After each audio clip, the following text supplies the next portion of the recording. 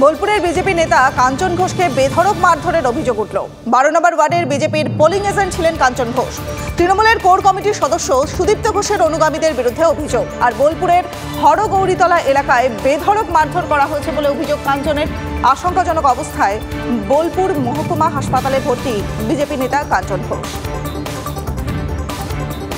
আমি বুথে বসেছি, ওদেরকে রিগিং করতে দিইনি, ওরা সব রিগিং করার তাগিদে ছিল। লাস্টে সমস্ত লোক মিলে ওখানে রিগিং করতে যাচ্ছিল, আমি সেই রিগিং উঠে দিয়েছি। আমাকে বেরিয়ে সবাই মিলে ওখানে মারল সুদীপ্ত ঘোষের নেতৃত্বে। প্রথমেই নজর রাখতে হবে ভোটের খবরে। আর চতুর্থ দফার ভোটে বিক্ষিপ্ত অশান্তির ঘটনা তো ঘটেছেই। বর্ধমান দুর্গাপুরে বিজেপি প্রার্থী দিলীপ ঘোষকে ঘিরে মন্তেশ্বরের তুল্লা মোড়ে একেবারে তুল কালাম কাণ্ড ঘটল। খবর করতে গিয়ে আক্রান্ত TV9 বাংলা। দুর্গাপুরে তৃণমূলের বাইক বাহিনীর হামলার অভিযোগ। এদিকে তৃণমূল বিজেপি সংঘর্ষে রণক্ষেত্র তেহট্ট।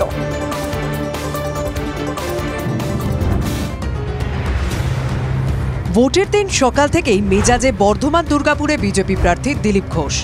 পোলিং এজেন্টকে বসতে না দেওয়ার অভিযোগ পেয়ে ঘটনাস্থলে যেতেই ধুমধুমার কাণ্ড বাঁধে মন্তেশ্বরের তল্লা মোড় এলাকায়। সরাসরি বুথে পৌঁছে পোলিং এজেন্টকে বসানোর ব্যবস্থা করে বেরিয়ে আসার সময় বিক্ষোভের মুখে পড়েন দিলীপ ঘোষ। বিজেপি প্রার্থীকে ঘিরে গো ব্যাক স্লোগান। এক তৃণমূল এজেন্টের নাক ফাটানোর অভিযোগ দিলীপের দেহরক্ষীদের বিরুদ্ধে। নিজেরা মারপিট করে মুখ ফাটিয়েছে পাল্টা দাবি দিলীপের। বিজেপি প্রার্থীর গাড়ির সামনে শুয়ে বিক্ষোভ তৃণমূল কর্মীদের। নিজেরা মুখ ফাটিয়েছে, আপনার গাড়ির সামনে তাকে এনে ফেলে দেওয়া হলো। ওই ড্রামা চলবে না, সকাল থেকে প্ল্যান করা হয়েছে শাহজাহান শেখের মতো, সব প্ল্যানিং। আপনি কি কোনোভাবে কমিশনকে ইতিমধ্যেই জানিয়েছেন? আমি ফোন করেছি জেনারেল অবজারভার। তাদের কর্মী আহত হয়েছেন এবং তার প্রতিবাদী তারা জানাচ্ছেন। এবং ইতিমধ্যেই তুমি দেখতে পাচ্ছ যে দিলীপ ঘোষের গাড়ির সামনে দিলীপ ঘোষের যে নিরাপত্তা রক্ষীরা রয়েছেন, রাজ্য পুলিশের কর্মীরা রয়েছেন, তাদের সঙ্গে বিক্ষোভকারীদের সরিয়ে দেওয়ার চেষ্টা করা হচ্ছে রাজ্য পুলিশের এবং দিলীপ ঘোষের নিরাপত্তা রক্ষীদের তরফ থেকে। আমাদের শান্তিপূর্ণ ভোট হচ্ছিল সকাল থেকে। দিলীপ ঘোষের আমাদের শান্তি বুথকে অশান্তি করলো দিলীপ ঘোষ। আমাদের একটা কর্মীকে আহত হয়েছে, দিলীপ ঘোষ মেরেছে।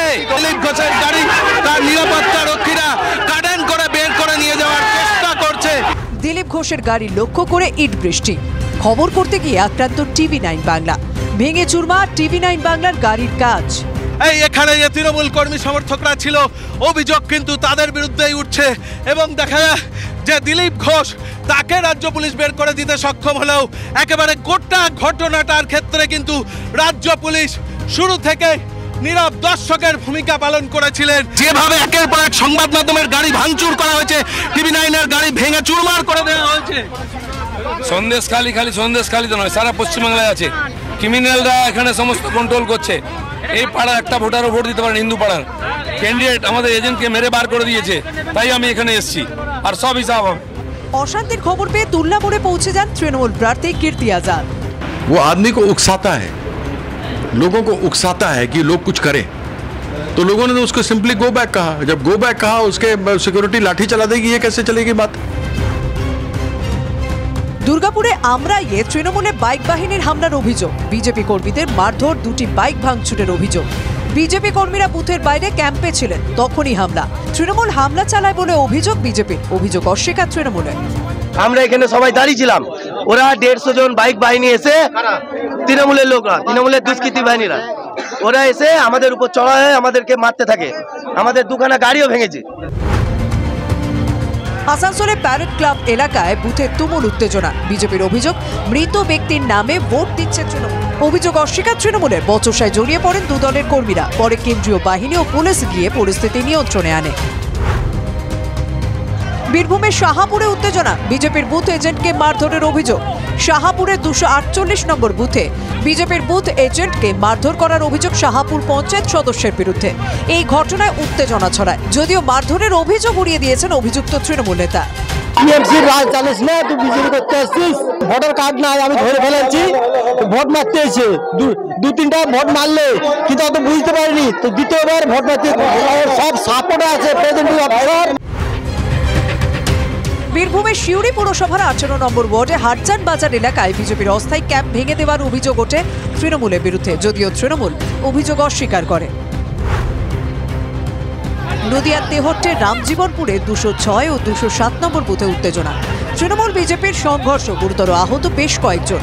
অভিযোগ, ভোট দিতে আসার সময় বিজেপি কর্মীদের উপর হামলা চালায় তৃণমূল, বাস ও লাঠি দিয়ে মারধরের অভিযোগ করে বলে অভিযোগ, যদিও তৃণমূলের দাবি বিজেপির গোষ্ঠীদ্বন্দ্বের জেরে সংঘর্ষ হয়েছে। নদিয়ার কালীগঞ্জে ভোটের রক্ত ঝরল, মেরে মাথা ফাটানো হয় সিপিএম কর্মী। সিপিএম পঞ্চায়েত প্রধানের আত্মীয়কে বেধড়ক মারধর।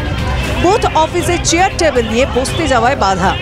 তৃণমূলের বিরুদ্ধে মারধরের অভিযোগ অস্বীকার রাজ্যের শাসক দলের। Bureau report, TV9 Bangla.